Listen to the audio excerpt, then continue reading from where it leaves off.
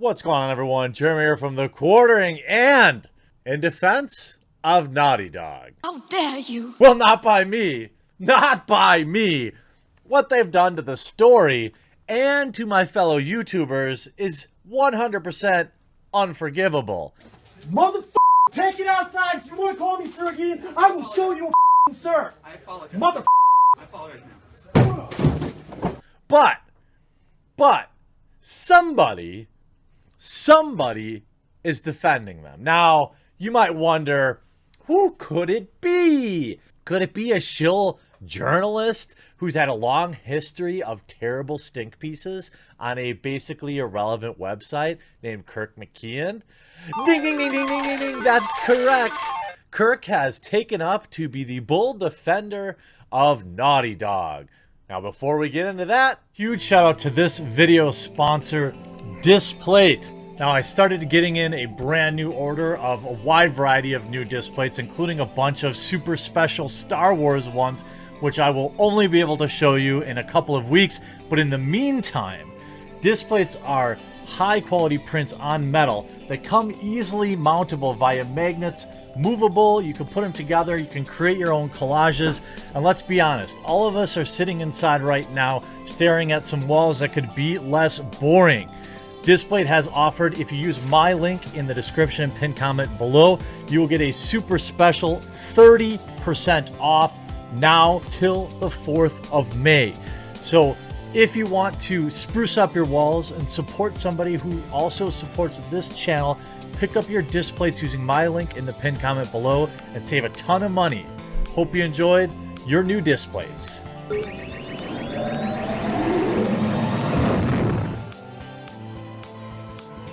So what is Naughty Dog up to? Well, they are up to a lot of shenanigans. Now, with their game The Last of Us 2 leaking basically all major plot points, a lot of people are upset. Now, just being honest with the story, there are people on one side of the aisle, boy, this story really panders and it's exceedingly woke. Then there's the other side of the aisle that are simply purist fans of The Last of Us 2 and its original lineup characters and are outraged by what happened to them. I watched a long video by Joe yesterday, Angry Joe. I read the leaks.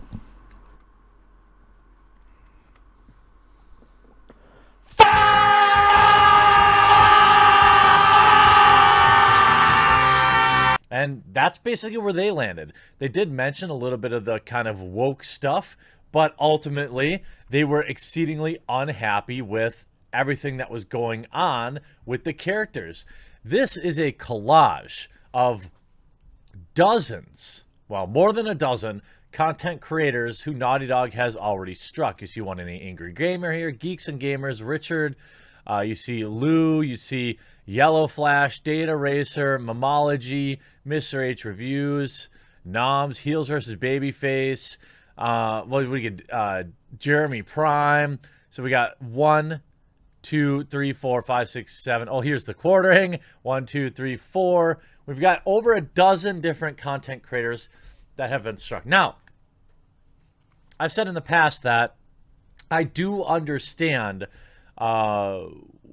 I understand if you're putting actual like video parts of the leak into your videos. I can understand why they would DMCA that. I don't like it.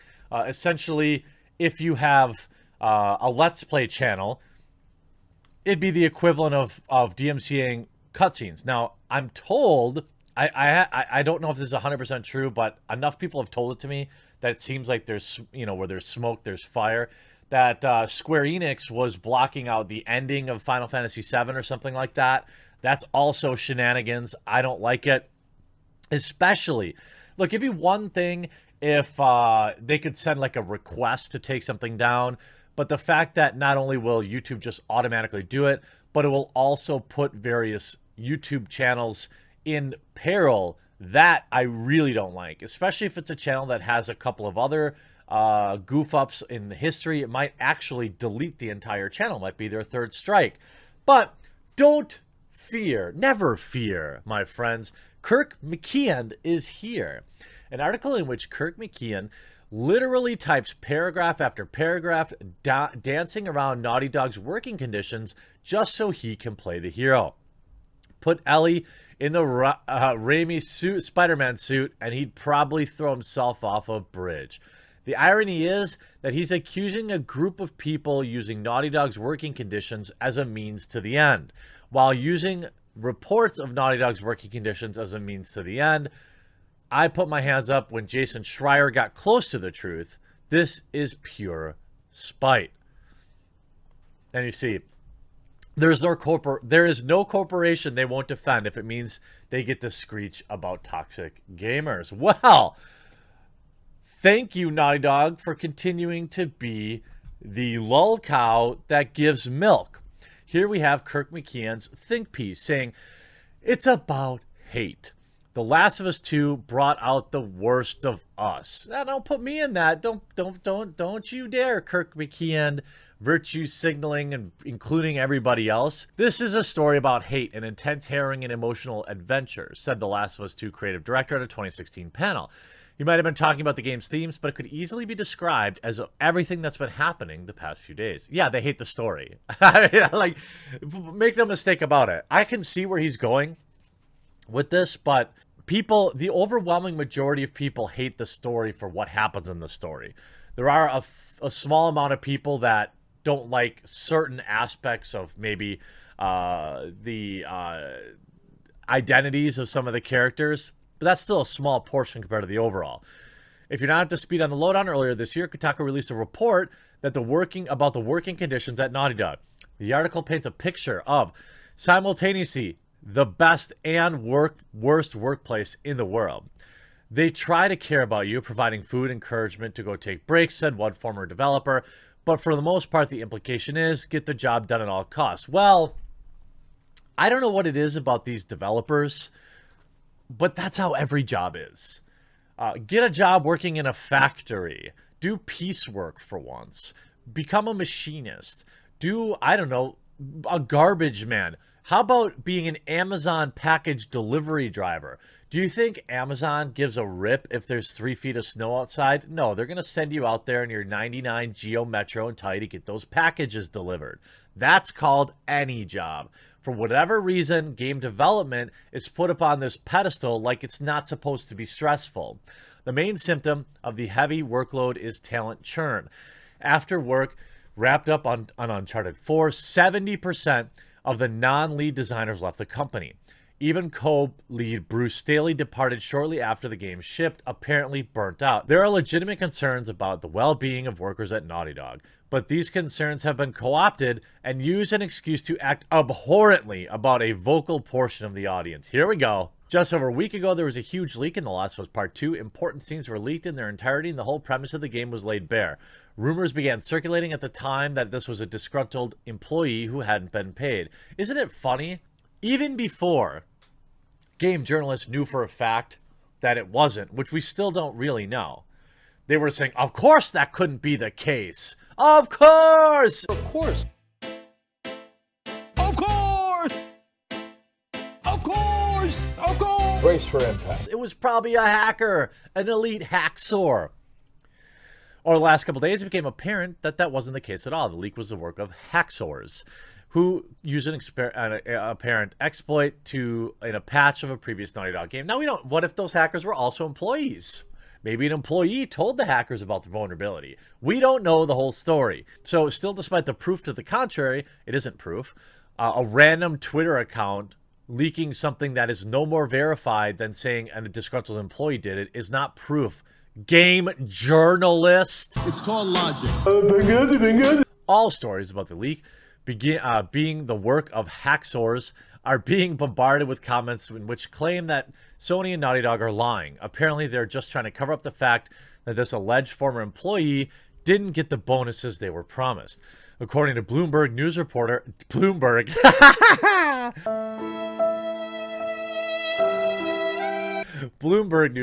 Jason Schreier, Naughty Dog actually did the opposite of holding back pay.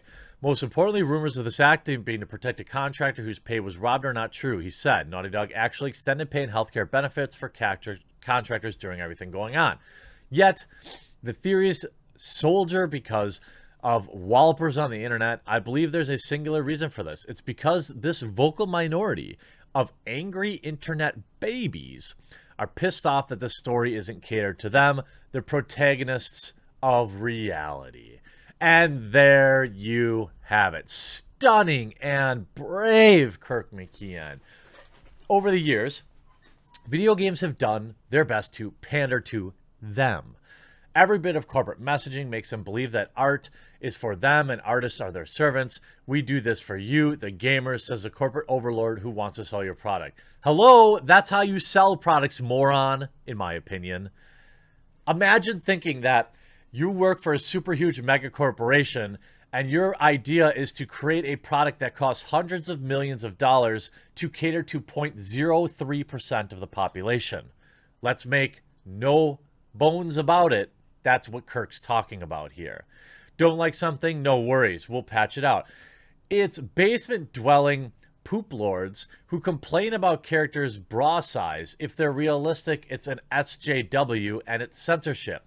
If it's a massive cartoon pair, it's just artistic integrity, dude. What a great framing of this critique, Kirk McKeon.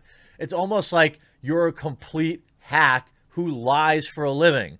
Let's just take the couple of recent examples. People brought up Tifa having her chest reduced. It wasn't like seeing Tifa in Final Fantasy VII was the first time anyone saw her and they were complaining that her chest was too small. There was decades of other renditions of this character. They clearly reduced them using their ethics department. You leave all that context out, though, to make gamers seem like we just complained about those beautiful A-cups. Look, A-cups are great too, all right? They're wonderful, all right? I like all sizes, all right? The complaints were that they clearly made them smaller, but you just, as a game journalist, you conveniently left that out. Anyone who's played The Last of Us knows Ellie is gay, and these people use that fact as a shield. I like the first one, so I'm clearly not mad that the game is progressive, they'll say. Except Ellie's interest was only explored as an optional DLC in The Last of Us Part 2. It's clearly part of her character, and she even has a love interest. I won't go into spoiler territory, but The Last of Us 2 also features other forms of representation, a trans character, and the reaction to this has been abhorrent. I came into work this morning and spent the first hour of the day banning people in the comments for being hateful. That's your job, right? Banning opinions you don't like. What a beautiful, beautiful career choice. Disgusting human beings. And this is only a portion of the turd pie that Naughty Dog employees have been served over the past couple weeks. Director Neil Druckmann has also shared some of the anti-Semitic comments he's been receiving on Instagram. It's a barrage of bile. These sad people have created Twitter accounts just to reply to tweets with spoiler messages. Oh, won't somebody think of the super huge mega corporations? Please, won't somebody? No, I'm not going to. Yet these people dare to hide behind the working conditions of Naughty Dog. Any criticism of them is shut down with the claim that you don't care about workers. Who are these people, Kirk McKeon? I haven't said that. I've said that you pandered hard, and it blew up in your face. The Last of Us 2 will go down as one of the biggest video game disasters in the modern era. Will people still buy the game? Yeah, I bet you it will still sell decently. The question is how many people who are complaining now were potential customers. I guess we'll find out in June, but we know games media will be there to defend them to the end. Way to be such a shining beacon of integrity, Kirk McKeon. I look forward to reading your next article about how video game companies are the heroes that we all deserve. Hope you enjoyed this video. We'll talk to you again real soon.